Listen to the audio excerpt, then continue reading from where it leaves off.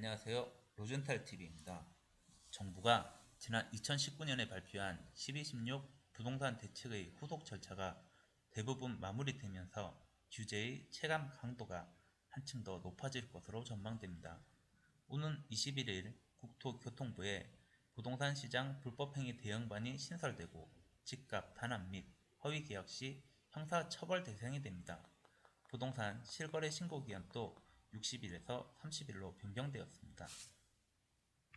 다음 달부터는 실거래 신고 시 전국 6억 원 이상 주택 거래에 대해서 자금 출처 소명도 의무화됩니다.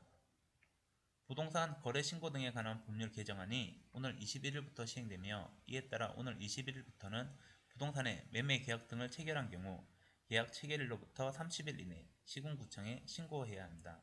이는 실제 거래 시점과 통계 정보 간에 발생하는 괴리를 줄여 좀 더 정확한 시세를 제공하고 부동산 거래 과정에서 발생할 수 있는 부정행위의 가능성을 줄이기 위한 조치로 생각됩니다.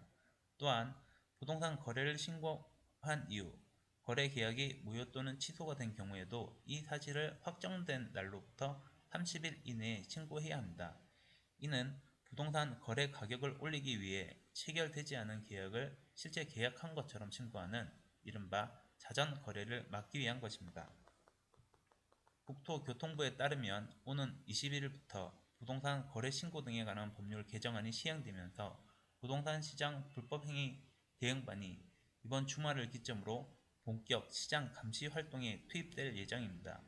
국토부는 부동산 시장 불법행위 긴급 대응 조직의 설치 운영에 관한 규정을 공시하면서 관련 세부 내용을 밝혔습니다.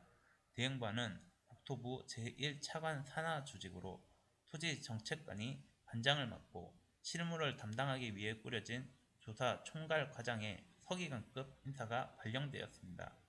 대응반 내부에는 특별사법경찰 등 거래 신고를 직접 도맡아 살펴볼 인력이 배치되었습니다.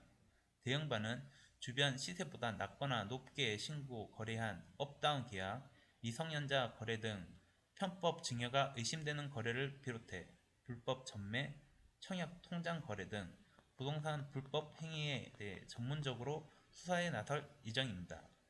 아울러 부동산 시장을 교란시키는 주범으로 지목되어 온 집값 단합이 21일부터 개정 공인중개사법 시행에 따라 형사처벌 위반 시 3년 이하 징역 3천만 원 이하 벌금에 포함됨에 따라 대형반은 집값 단합 단속에 수사 역량을 집중할 계획입니다. 대형반은 우선 아파트 단지 내에 엘리베이터 안내문으로 이웃이나 부동산 중개업소를 대상으로 일정 가격 밑으로 거래를 하지 못하도록 종용하거나 플랜카드를 거는 등 공개적인 장소에 집값을 단합하는 행위를 단속할 예정입니다. 하지만 집값 단합 행위가 대부분 음성적으로 이루어지는 만큼 효과적인 단속이 이루어질지는 미지수입니다. 감사합니다.